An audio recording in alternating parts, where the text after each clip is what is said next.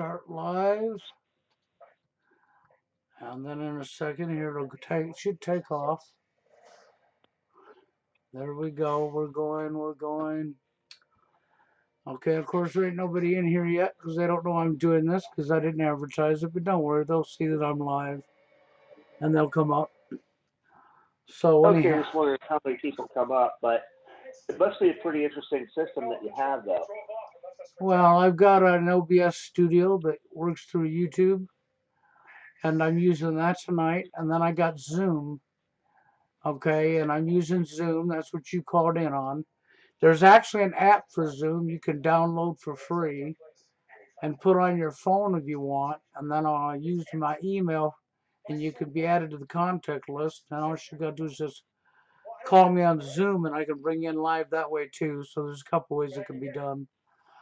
But anyhow, we are live on YouTube right now, and I have Mitchell with me. And tonight's topic is going to be something that I've talked about here probably once in the last week or so.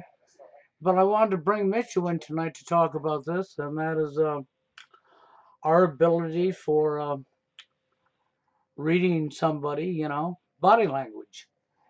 And so, And it's all about body language. It's all about what we project. These are the things that make or break us. and they actually are. So, I want Mitchell to go ahead and tell a little bit about what he knows about body language and how far back it goes in time and things like that. And then we'll get started. So how's that, Mitchell? Oh, yeah. Well, I believe with body language, it's something that goes back to even primordial time, even before we even evolved into, human beings as we know it. Yeah, it goes back a long way. And I know there's people out here that have, they've probably experienced it, didn't even know they had, you know. And there's a lot of people who don't understand it. But I can tell you this, your body language can make a big difference in your life because take a TFLer for example. A TFLer who's been denied a whole bunch of times, been turned down, went out and did the approaching and everything society said and was rejected. We all know that hurts. Okay, we all know it really hurts. And Yes, it does. once you've been rejected a bunch of times, what happens if you go out there again to approach and oppress? You go out there with stress on your shoulders. You go out there worried about not being rejected again, trying to make sure you do everything right. And when you do that, your body language is going to stand out. It's going to stand out, and they're going to read it like the front page of the New York Times. That's exactly it. That's exactly it. And I know there's people want to say, "Oh, that's not true. That's like you're trying to say somebody can read your mind." It has nothing to do with reading your mind. I never, ever, ever said that you were psychic. Okay? What I'm saying is your body language. We all have an aura around us. It doesn't matter who you are.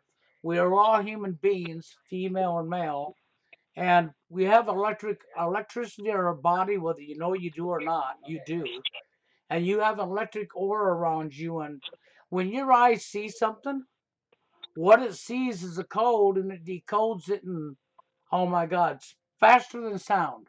Your brain and your eyes work together and decode the code. And that's how you physically see when you're looking at a building, or you look at Mitchell, or you look at me, or you look at your computer, regardless of what you look at. And it's a decoding system. And your body language goes right into that. Go ahead, Mitchell. It happens at the speed of light. Yes. And your body language can, if you get out, okay, you go up and you approach a female or what have you. If you're already nervous and scared, she's gonna know that if she's able to read body language at all, she's gonna know it as quick as she sees you. Matter of fact, it's not even a matter of reading it. It all happens on a very deep subconscious level. Yes, yes, that is true. It already happens at a very deep subconscious level. And because a lot of us are nervous or feel anxious, they pick up on that, and that's what makes a lot of us as men, look very threatening.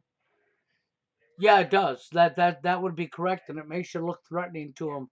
This is one of the reasons. Now, of course, remember this is no guarantee of meeting somebody, especially in today's society with all of social engineering and all of the putting one gender above another. But the point of the matter is I've said this, and I've said this in the last couple of weeks. If you can TFL, or if you've got a few friends, or even a couple, three friends, what have you, if you get together and you go out to do something with your friends, that should be the focus of your evening. And if a female joins the party and you find her attractive and she's single, right? You have to keep your focus on what you went out for that night, because by doing so, she won't never pick up any kind of body language of nervousness, anxiousness, or needy, or anything like that from you. And she will have a chance to meet you for who you are. Now, of course, And that takes, yeah, that's not a guarantee you're going to have a date and she's going to like you or you're going to like her. But what it does, nothing is guaranteed. But here's the thing: if you go out there and you come off like some caged animal in heat, and they pick up on that anxiety, basically you're being a bull in a china closet. yeah, you wind up, sending her running the other direction, and you can't figure out why. It's not, a lot of TFLers have actually read body language of a female, and and you may not even know when you were doing it, because it's like this: you've been rejected 50 times. You've learned the facial expression of a female before she rejects you from being rejected so many times. Well, when you look at the female's face and her posture and her body, and you see the same thing you saw in all the females that rejected you, guess what? You just read her body language. Pretty much. I mean, when they reject you, either they'll rebuff eye contact, or they'll turn their head the other way, or you can see the muscles constraining their eyes and in their mouth. Yes. You can see their like the muscles around their mouth, their eyes kind of become more, constrained. There's, many different ways you can tell that, things are pretty much going south on you. Yes, that's exactly it. Your person can read body language, like an example of my brother's ex-wife. The first time I ever met her in her life, she was all polite and nice. And I mean, seriously, she was all polite and nice and everything when she approached me, and the first time I met her. And within 2 minutes of meeting her, I had already known that she was bossy, pushy, demanding, and a real bitch. Excuse my language, but I knew these things in 2 minutes. See, when she was being the nicest person in the world, I already knew this about her. And what I knew about her wasn't from reading her mind, it was from the body language. And everything that I read in that 2 minutes panned out to be 100% true. There's people, believe it or not, I know people that can read it so well. They could tell, your educational level, your intelligence level, your income level, just by the way you button your shirt. Yeah, that's true. People want to, well, there ain't nobody can do that. People do it every day, all the time. I've seen it all the time. I live and grew up in a city and around the city that you're dealing with a group of people that are extremely street smart. That's Philadelphia. I mean, people here could be very street smart, and people here know how to read things. They could tell basically your income level just by the way you button your shirt. Yeah, no, then people think, well, that's completely nuts, Mitchell. They're saying, how would that be? But that is actually not nuts. It is actually real as the car you climb in and drive to your job, as real as the door you open to go into your house. And people need to actually understand this is real.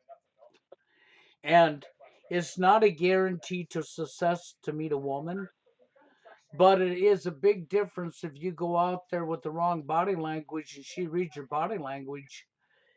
You can destroy your chance just like that and not even know why.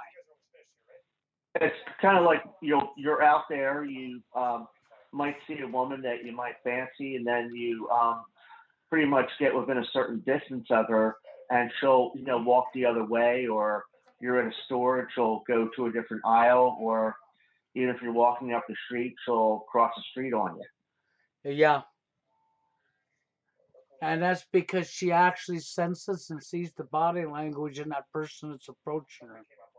It can happen that And quick, and it is real. and that's even before they can see, what you even really look like and what your facial features are like. Yeah, that well, this is the I have trouble with people actually understanding this because they think of it as I'm saying that I'm psychic. I'm saying that I am psychic and I have some magical power that allows me to read their mind. And that's never what I've been saying at all. Okay? What I'm trying to get people to understand is how we see one another is by decoding. It's not that your eyes physically see the picture, it decodes the picture that you see. What you hear that comes into your ears is decoded. It's a sound, it's a vibration, it's a frequency. See, this is what we have is frequencies, okay? Vibrations, which is still a frequency, and our eyes is a picture, which is still a frequency, which is electricity, which is a wave, which is all like a computer. A processor in a computer decodes zeros and ones and twos and zeros and ones and twos and creates the image you see on your screen. While your eyeballs basically do the same thing. And when you're reading body language, you're basically doing the same thing and don't even know you are. You're not even aware of it. Like, believe it or not, this is going to sound kind of far fetched. Believe it or not, like the idea and the theory of Adam and Eve was basically when we evolved from, basic, humanoids that live purely on animal instinct to sentient beings, that we now live in groups, and we had to live in groups to survive. And we had to clothe ourselves, and we had to go out and hunt. And before that, we were basically just, gathering type creatures.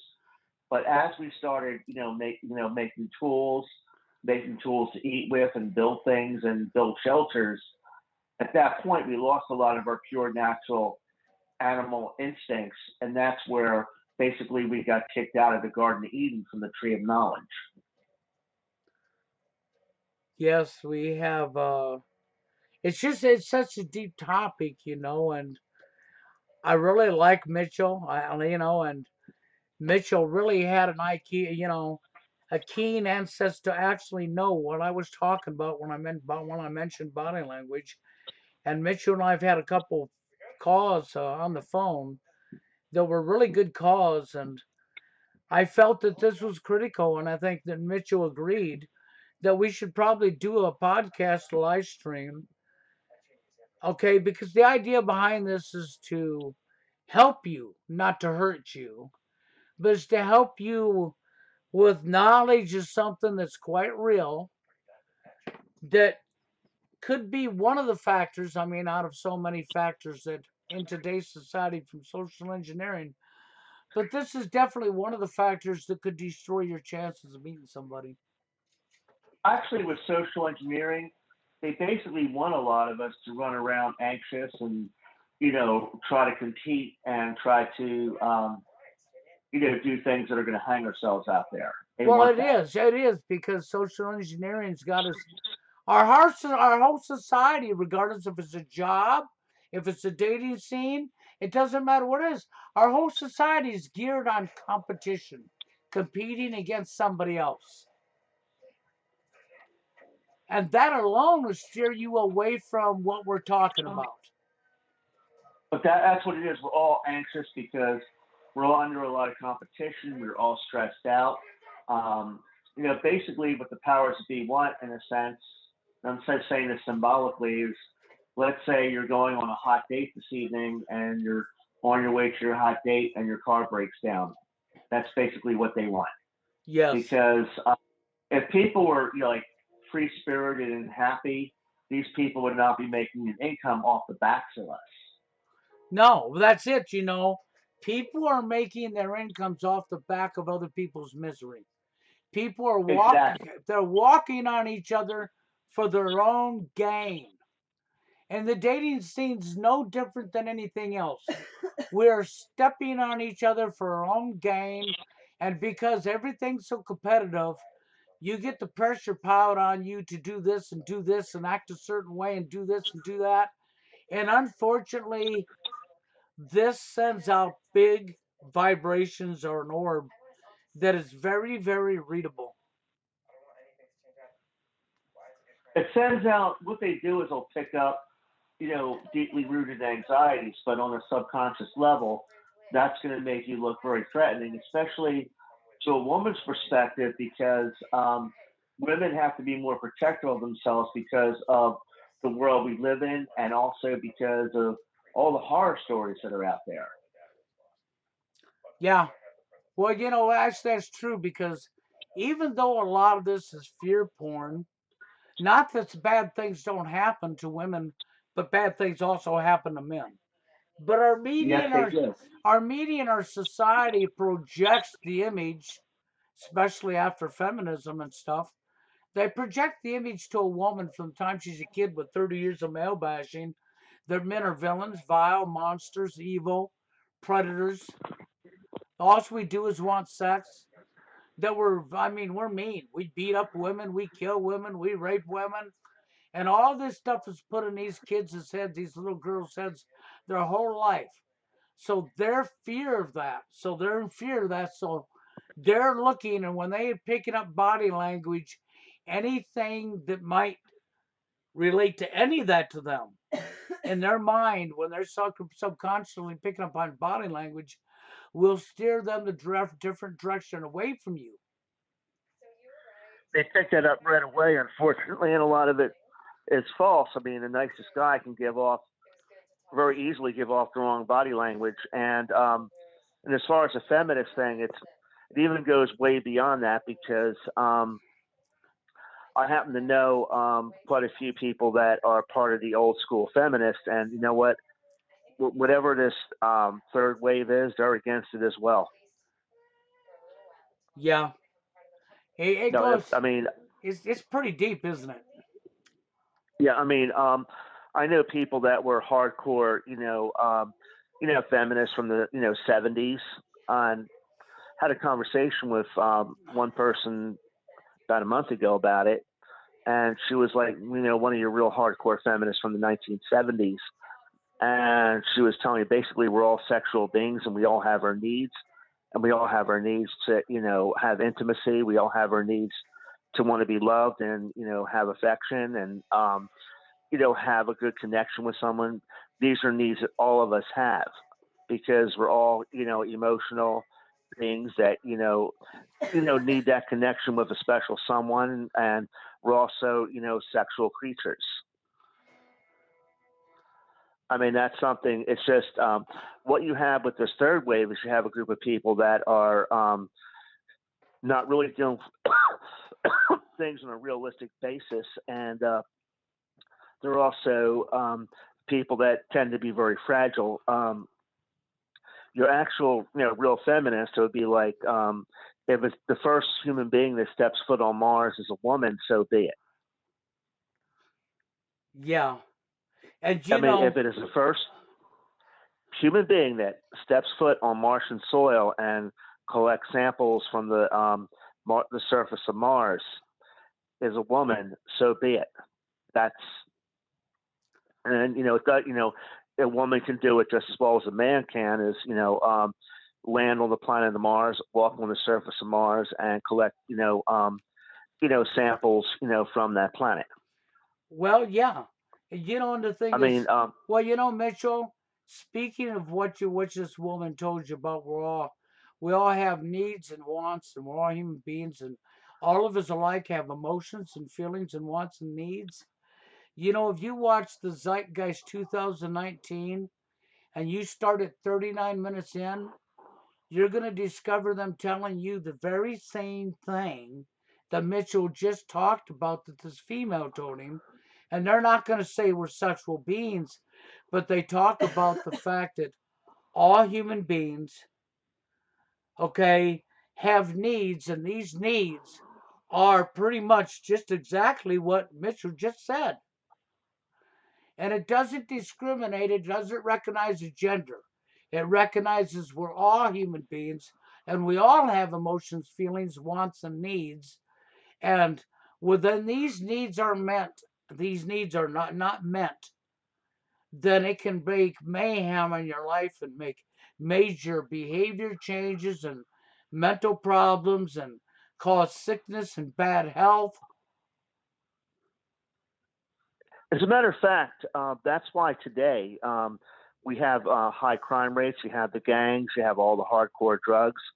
A lot of that is a result of that very same thing that you've been mentioning on YouTube for over the past decade, which was your TFL situation. Yes. A lot of that, a lot of what you see out there, your hard drugs like your heroin, your methamphetamine, your cocaine, heavy alcoholism. All that is a result of your the TFL thing that have you guys have been talking about for over a decade now. Yeah. And unfortunately, there's many factors that go into it. But this is all a result of that. We're taught that we're animalistic and it's in our nature to be violent. It's in our nature to fight. But if you really pay attention and you went back in history, they can show you different groups of people that they don't. I mean, okay, what is it? The culture we have right here, the Amish people. Throughout their history, the Amish, just in the Amish people, they haven't one case of a homicide. No Amish person has actually killed another Amish person. See, our violence in our world, the stuff that we take as it's in our DNA, that's in our nature, actually was never in our nature.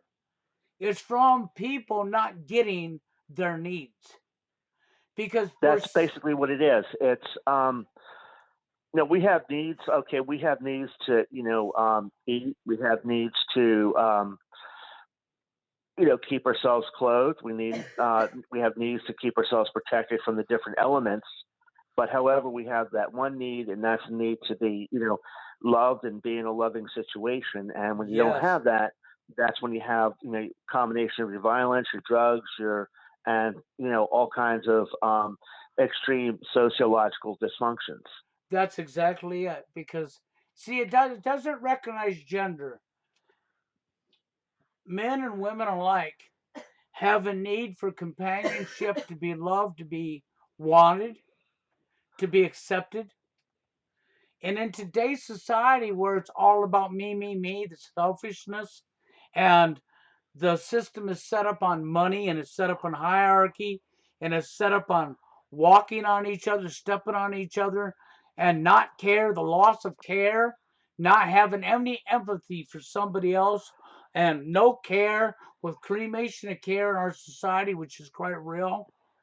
This has all led to the destruction of our society, and this is the reason we see so many bad behaviors. That's exactly right. I mean, a lot of it, and a lot of that will cause, if anything, extreme mental illness. It sure will. Where if we would have all just been loving and caring and we'd had empathy for others and could put ourselves in somebody else's shoes and we would look out for each other and we would accept each other, we could make a lot of these problems go away. TFL should never be here. There shouldn't be no incel or forever alone or TFL, but that is a product of our social engineering, and that's a product of our society where everything is competitive, where it's a hierarchy of getting ahead for money, and the power trips and the ego, and I mean the list goes on and on, but it's all related to that. Exactly. It's all related to making money. It's all about wealth and power. And I'll give you an example. Let's say it was that easy for you to be with someone, and you're madly in love, and you can live your life out with that person. We would not be competitive. We would not be competing against each other. We would basically be happy-go-lucky, do our thing, and just do what we need to do to keep our heads financially above water, Well, and just have our you'd own. have that, and we'd be helping one another. You'd be looking out for somebody else, and you'd be happy to do so. Today it's all like me, me, me, me, and I could even go into specifics when this started to exasperate the way it did, and it actually started right around right after the summer of 1976. We had the bicentennial year, as you remember. Oh yes, I remember the bicentennial year really well. We had the bicentennial year right after the bicentennial year. We went into the disco era, and that's when things became more shallow, more superficial. So it was basically around September 1976. That's when summer vacation was over. It was in and And around that area for sure, because I remember where you're talking about. I remember that really well. I remember all of our coins had 1976 bicentennial year wrote on them. Your quarters and your dimes and your nickels here in the States, and it was the bicentennial year. So, yeah, that is roughly in the era where it became noticeable in society. Of course, it had started before then because the introduction of money to society was really a corruption on society. Because before that, it was basically a system before money was set up where people were no waste. We were productively creating enough for everybody and making sure somebody else there was enough for everybody with no waste. And once money got introduced, it was all over with. that's pretty much it. If you remember, like the feel, I mean, just the social meme of that time, and I can remember it. I was, 14 in the year 1976, and I remember before 1976, it was more earthy. It had more of a beatnik like feel to it. Um, Things seemed more chill, and the music was different. It was more anything from regular classic rock like Neil Young, maybe some Led Zeppelin, and then you had like other music which was mellow, like music like Bread that you would hear on the car radio, or Star Spangled Banner, Afternoon Delight. But it was all kind of like uplifting, happy-go-lucky music. But then after that, we went into the disco era, and everything became a lot more superficial, a lot more judgmental, and that's about like when you're able to really physically see it start. I mean, it's probably started well before that, but that's when you actually were able to really feel that kick in. Yeah, it was in around that time because we had other music that was relating to where you saw it kick in. Because even in 1976 and 75, you had like Kiss. Do you remember Kiss? Yes. Okay, we had Kiss. We had, I'm trying to think of the other one, Black Sabbath. Okay, and there was a few others. Jim Dandy to the rescue. I'm trying to think of who sung that.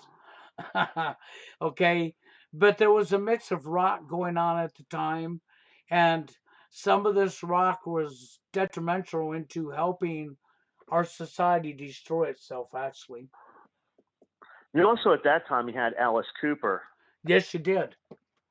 Alice Cooper was and he there was as kind of well. kind of dark too. But you also had other groups then. It was like R&B. You had like the Stylistics.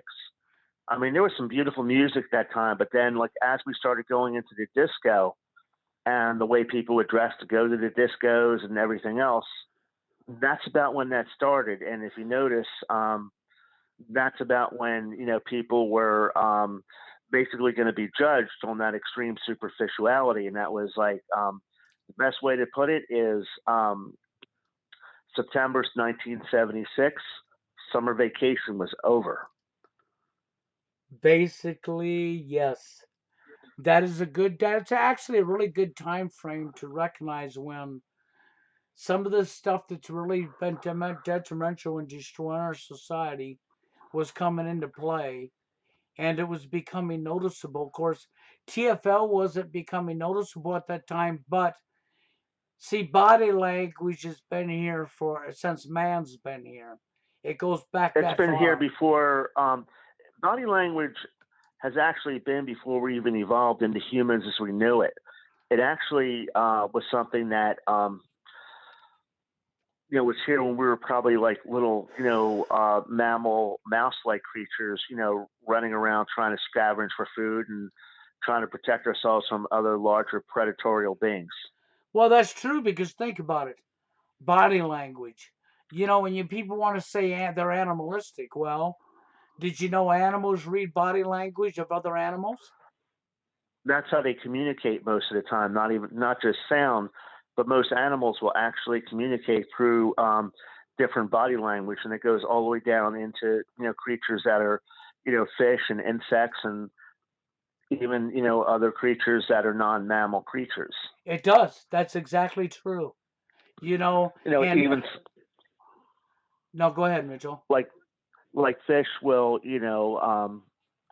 move their tails in different directions, and bees will actually bees will move in different directions, and that's how they communicate. Bees communicate purely through two things: in pheromones and body language. Yes, and And that's another factor.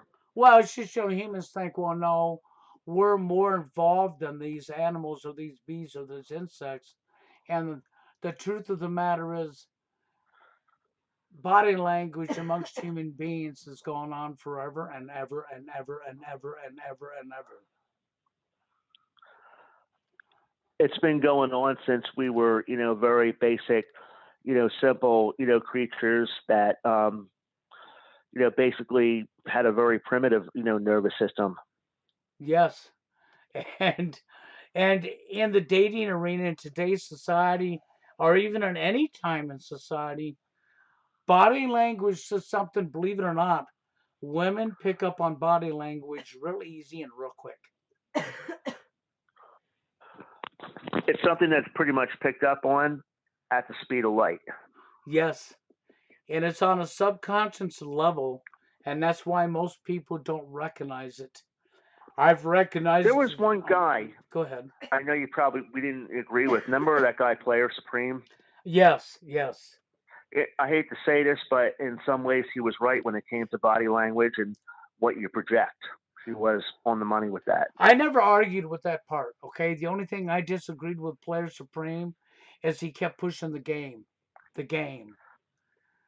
And see, It's not. my problem with the word game is it goes right back into the competitive world we're in.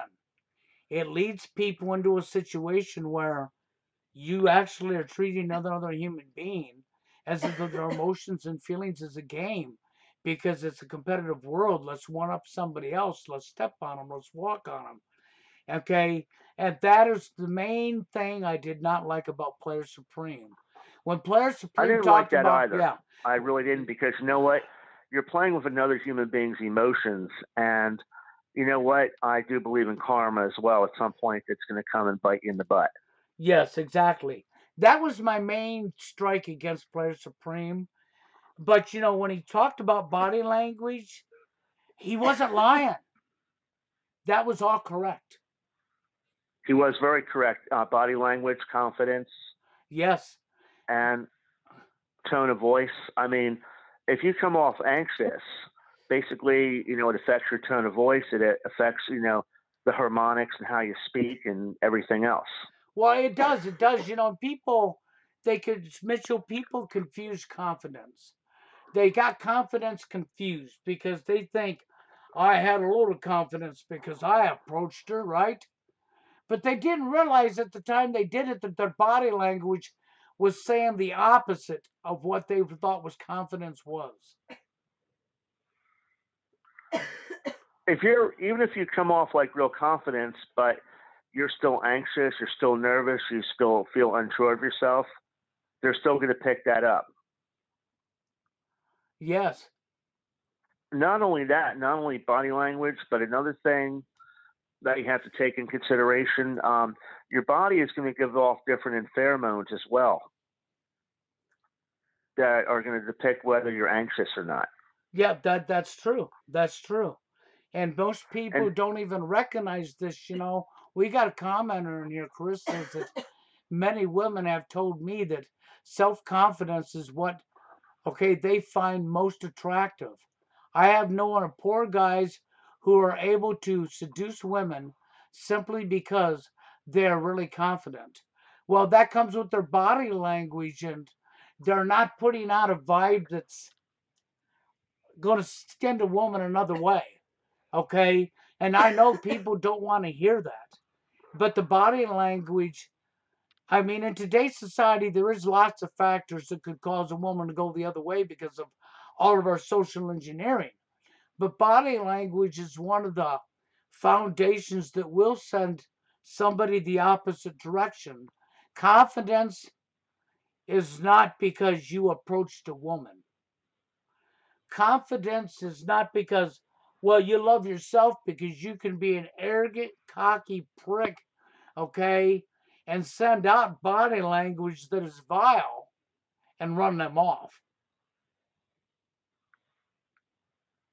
a lot of it, we give off body language. You also give off different pheromones. I'll tell you a little story. When I was hiking at Redwood Creek Park, this is well over 10 years ago, when I was living in Humboldt County, and that's about the time I first saw your first video when you were talking about the overseas thing and how you felt about it. But I just remember I was hiking this trail called Redwood Creek, and I felt this gut feeling in my stomach, like it almost felt like my stomach just dropped to my stomach, like something wasn't right. You know what I mean? Almost Hmm. the same thing like you lost your keys in the woods and you're stuck. You know what I mean?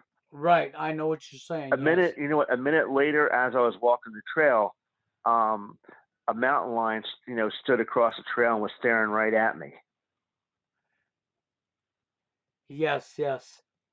That's So a actually, lot of these gut feelings that we have, it's very real. And I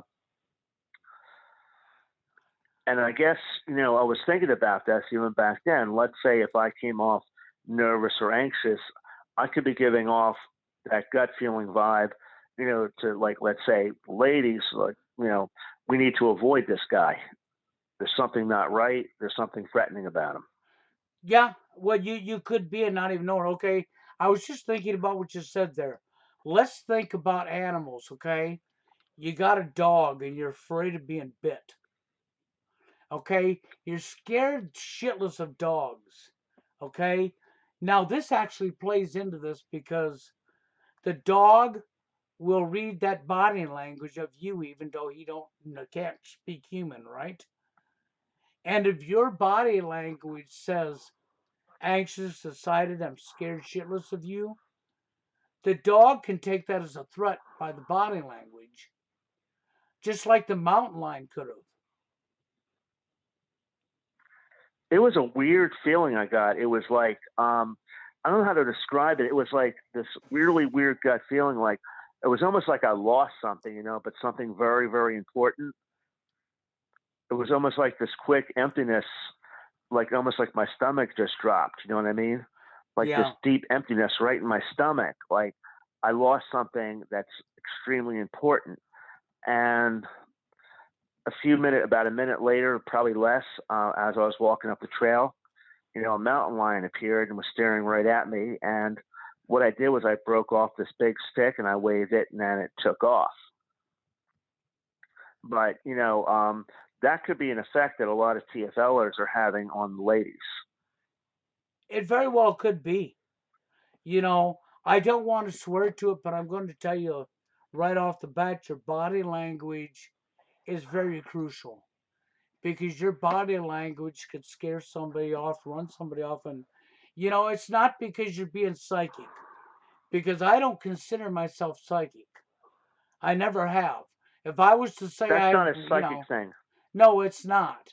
If I was to say a psychic moment would be when I knew my grandma was going to be there as a kid, when I had no way of knowing she was going to be there, and I knew it when I was on the bus out of nowhere. And I walked 3 blocks after getting off the bus, and her car was in front of the house. Okay, there's different times in my life that I've had experiences that was not related to body language that would be a psychic moment, but I don't consider myself psychic. I have moments where Mitchell just mentioned it, what I call a gut feeling. And if I get a gut feeling about something, I always go with what my gut tells me because that gut feeling always seems to be true. Okay. And body language can be just like that gut feeling about something. You know something ahead of time. Your body language also can send out the wrong signal to somebody else. And if you're trying to get a woman in your life and your body language is off, yeah, they could sense there's something not right about that guy. They pick it up as at the speed of light. Yes. And if they pick up there's something not right about that guy and that's you, they're going to pick it up just like Mitchell said at the speed of light, just like that. And they're not going to go near you. They're not going to want anything to do with you because they've already got a sense that there's something wrong with you. And it would be because of your body language. So the only thing I could tell guys that are living TFL or incel is you can't go out there. I mean, out of my friends that I've met in my life that are married or successful couples, did you know the majority of them were not looking to meet each other when they met each other? That's the thing. We put so much emphasis on trying so hard to impress someone, trying so hard to get somebody in our life and impress them, and all it's really it's basically all it's really done was basically bite us in the butt like a raging pit bull because we could have been putting energy towards many other things that would have helped us be more successful in life. Correct. Exactly correct. Because when you're out there trying to connect with people, it's better to meet people through your own niches, through basically your own front yard where you're doing things that you're interested in, and there's other females that are also doing the same thing that you're interested in, and that's how you connect. You connect through people that are going to be your own closed niche, your own special interest and things like that. I mean, that's how you connect. Well, when you connect with somebody, it is like what Mitchell just said, or it's like you're going to be with your family or your personal friends and you're doing your own thing. You're not looking because this is the time that you're going to be at your best as far as body language goes. Of course, you could still bite yourself in the butt because let's look at it this way. With all the social engineering in our society being totally dysfunctional and competitive, if you are comfortable and calm and you're out with your friends doing your thing and some chick that totally turns you on comes and knows one of your friends and starts talking and you're attracted to her, if you allow that moment to change your consciousness, then your body language should start saying that too. What they're basically picking up on is like different deeply rooted anxieties that we're carrying that basically scare them. Yes. And so, that's why it's important to understand that body language is quite real. It's not something that I've just pulled out of the hat. You know, if you think, well, I never heard you talk about body language before, Bill. Well, you know what? I literally have thousands of videos over the years that ain't even here on YouTube anymore because I've lost channels, stuff's been ripped down. And I did talk about body language, but it's been a long time ago. And so I wanted to talk about it again, and I decided to. And matter of fact, Steve Hoka don't even remember me talking about it, and I know that I did. Okay, so Well, the thing is this is very real, and also the fear that the media pumps out is also very real too. Like the fears and the horror stories that the media, pumps out. That's very real too. So you have all these things going against you. well, it is. And I saw somebody say, "Well, Mark Passy was up on Alex Jones' show," and the only thing that tells me is you didn't watch my previous videos.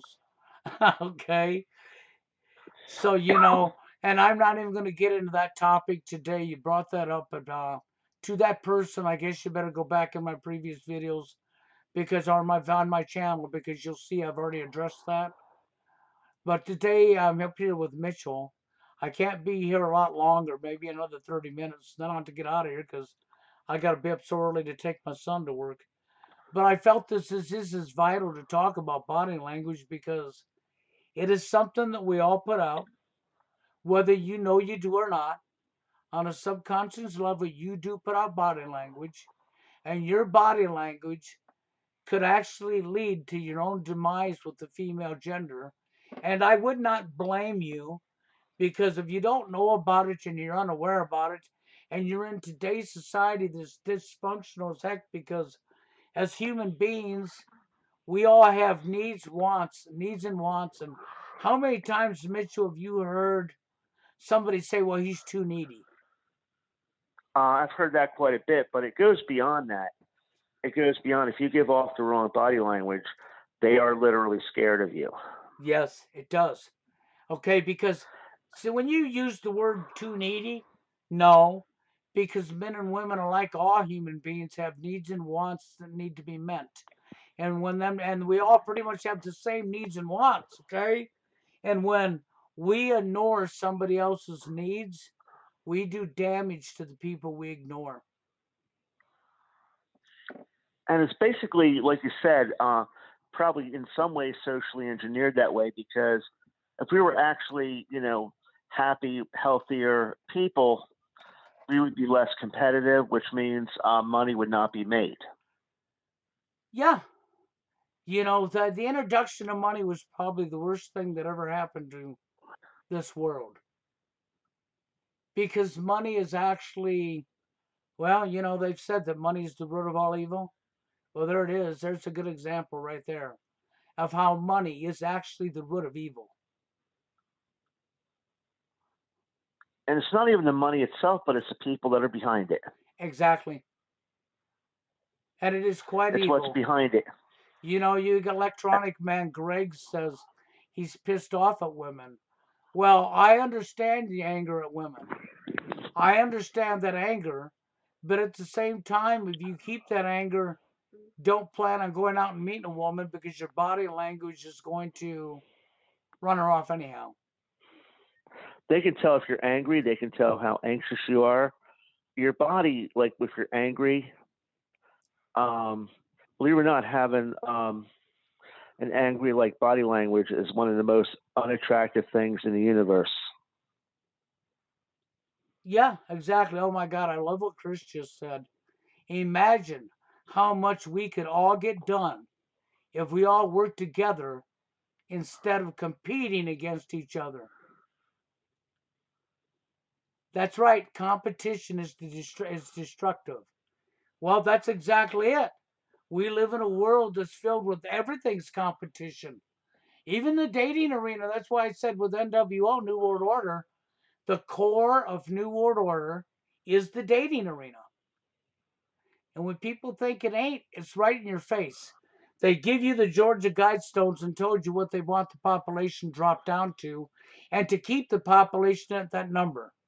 In order to keep it at that number, you would have to divide and conquer, divide the genders, make problems amongst men and women.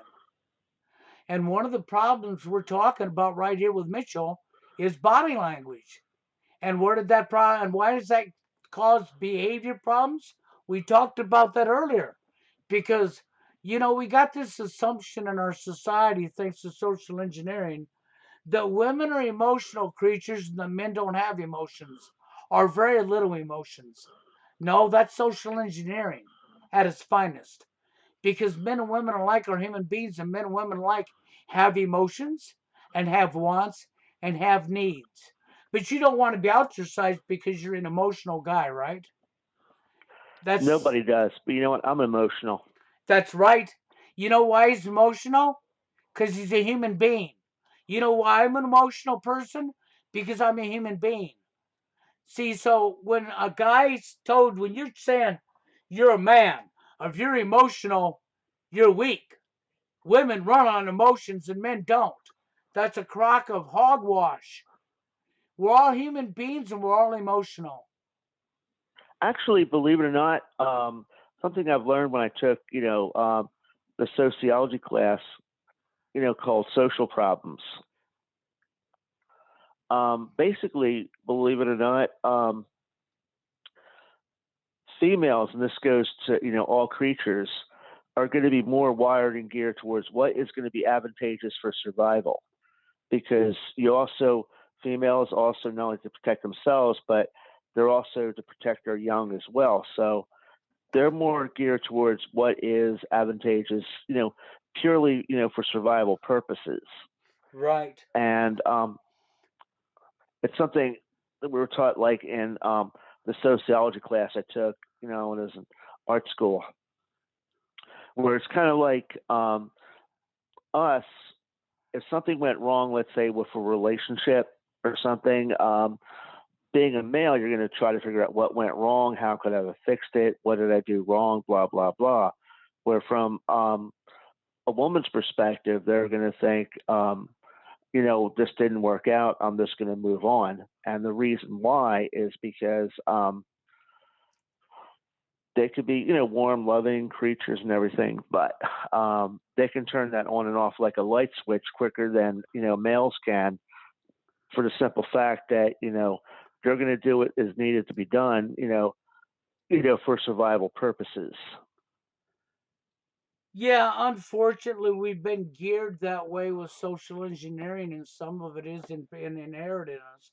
Okay, but if we had a world, Mitchell, where we wasn't competing against one another, okay, and we could have care back in our society and recognize that all human beings have the exact same, we have where I have our individuality, okay, for our likes and our dislikes as separate human beings, it's individuality, but the common denominator is men and women alike, it doesn't matter, all We're have, all alike. We all have needs. exactly, we all have needs that are alike.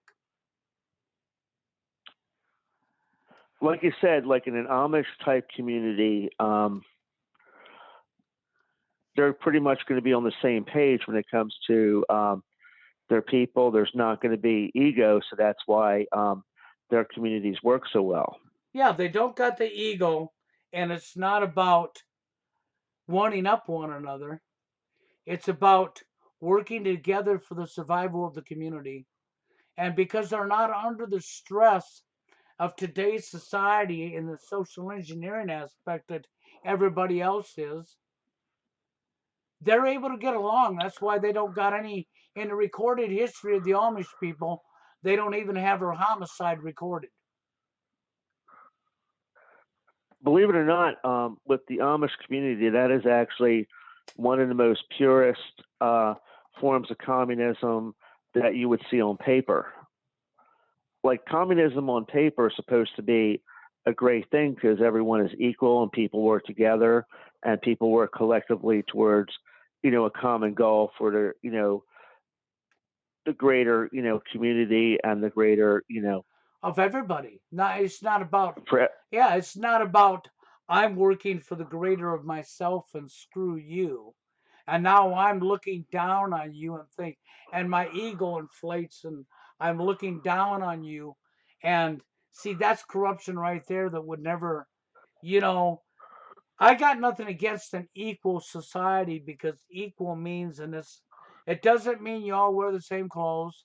It doesn't mean y'all got the same type of house. It has nothing to do with individuality.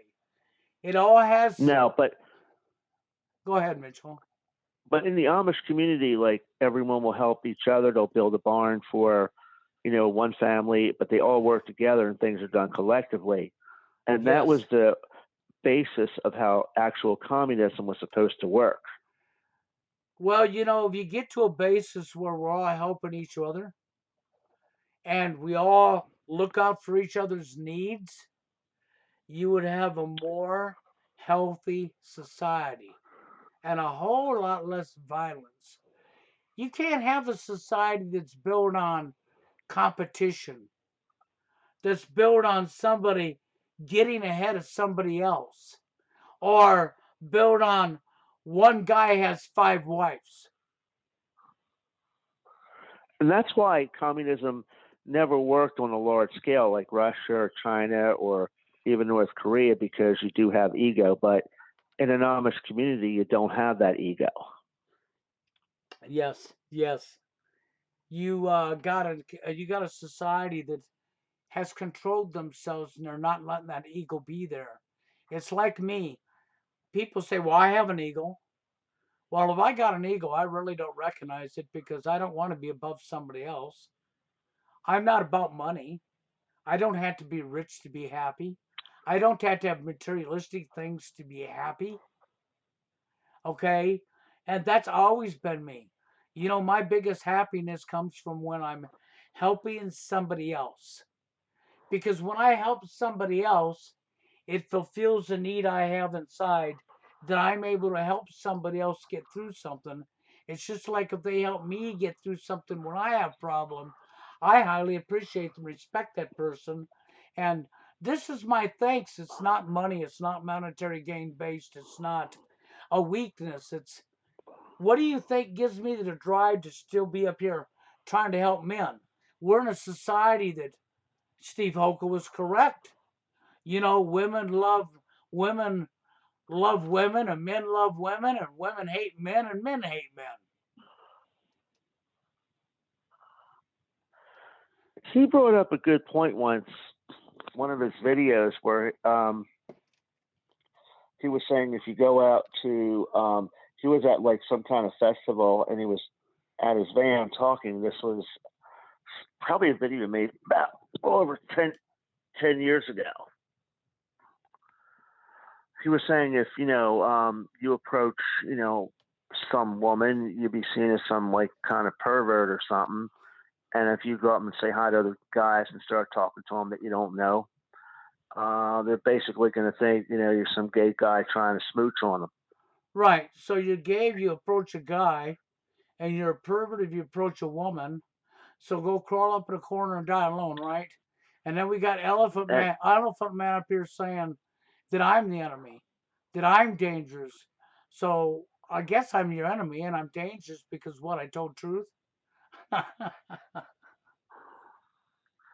we live in a society where what he brought up was we live in a society where it was considered uncool or inappropriate to talk to people that are strangers, and so you have that. I mean, there's so many different factors involved. But getting back to the body language, that's something we all have to pay attention to, and that's why it's a good idea that you don't stress yourself out, trying to make these connections. It really is. It really is. And that was my whole point of bringing body language up to begin with, was to try to help men put themselves in a situation so they're not worried about impressing her. They're not worried about saying the wrong thing, you know, was to help them take the stress off their mind. That's why I said don't go out looking to meet a woman. Go out and hang with your friends, socialize with people without trying to meet somebody, and let it happen naturally. That's the way it needs to go. I don't have too much longer, but a few more minutes. But I just want to, state that I'm really glad we were able to make this this podcast here. Yeah, I'm actually proud that we were able to do this myself. And Did I get any? What kind of responses I got? Because I haven't been on this in a long time. oh, right now, I think you got some pretty good responses. I really do, you know, But thank you. and It's it's probably been but a while that's since basically. anybody's heard from Mitchell. I think the last time we heard from him was with Steve Oka. Okay. And now you're hearing he's over here with me, but I've known Mitchell for quite a while, and Mitchell's known me. We don't talk very often, but when I do get talking to Mitchell, I really like Mitchell. He's a great guy. Known you since I think 2012, but I remember seeing your first video. This was around 2008, and that's when. But I just wanted to mention one thing about that video. I've kind of learned that no matter where you go, there's no such thing as a geographic cure. No, there isn't. And The best thing men can do for themselves is remember we talked about ego here tonight, and it is very important to understand that that's quite real. And people will read your body language from, okay? And when we talked about body language and ego and the corruption tonight, your body language was the main topic tonight because your body language can make you or break you in society. And you don't want to go out stressed out and think you're going to meet somebody because, and you don't want to feel the pressure of you got to please her, you got to this, you got to that, because then your body language is going to be against you. You just need to Believe it or do not, it body naturally. language would make or break you. You know, if this was, let's say, 30,000 BC. Yes, it sure would. And the only thing I can tell you is you got to go out there and be yourself, be with your friends, be happy, doing your own thing, and not worrying about meeting anybody. It's when you can keep that consistent mind state that you're going to wind up meeting somebody. That's my best, advice for people that are suffering from TFL, or people that are already in the movement. That's the best advice I could possibly give. And just That's want to about thank you, it. and it was a pleasure being on today. Yes, and I thank you, Mitchell, for being here. And guys, I got to get out of here. 4 a.m. for me is going to come quite early, and I have to take my son to work at that time. But from seeing your last video, I can understand where you're coming from. And basically, no matter where you go, and this is on a universal level, no matter what kind of geographical cure you try to find for yourself, you're always going to take yourself with you. And that includes yourself with all the different anxieties that you're carrying with you as well, that are going to hang you. Yeah, you sure are, and they will hang you. That's why it's a matter of changing your state of mind before you go out and be out there just being yourself. With that being said, hey, thank you, Mitchell. I appreciate you being here. And I'm going to get out of here, guys. I've got an early rise tomorrow morning. And thank you, Mitchell. And thank you. I really enjoyed making this podcast. Yep, you take care of yourself. Bye, Bill. Bye bye.